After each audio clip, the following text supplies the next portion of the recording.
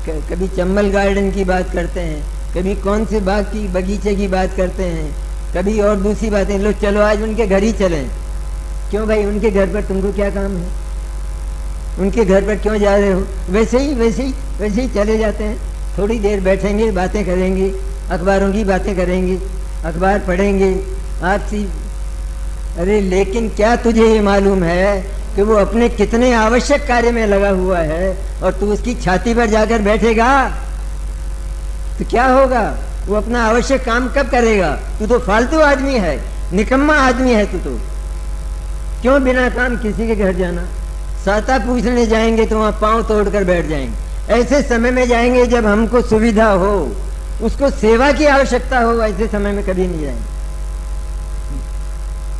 जाते ही नहीं, क्योंकि सेवा थोड़ी करना है, पूछना है, दवाई देना साहब और अच्छा करना सब। आपको आराम हो, जल्दी हमारी मंगल कामनाएं हैं। इस तरह मंगल कामनाएं देकर आ जाते हैं और वो कल मर जाता है, समाप्त हो जाता है।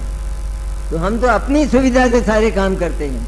इसलिए बिना काम किसी, हम यदि वास्तव में मुमुक्षु हैं तो ये बिना काम किसी का समय खराब करना और उसके पास जाकर बैठना पाप है, विवेक का काम नहीं। विवेक एक मशाल है कि जो हमको रास्ता देती है, किसी से पूछना नहीं पड़ेगा।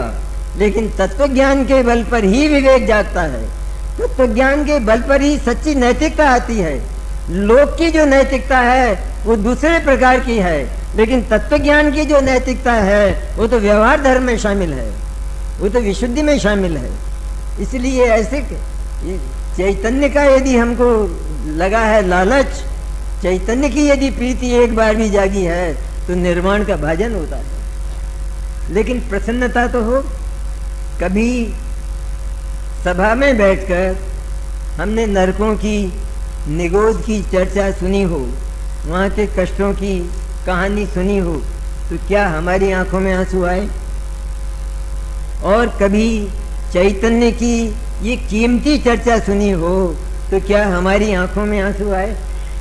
कितना कठोर है हमारा हृदय, पाषाण है। ऐसे पाषाण हृदय में निश्चय धर्म की बात तो बहुत दूर, लेकिन व्यवहार धर्म का अंकुर भी नहीं पल सकता। इसलिए सारे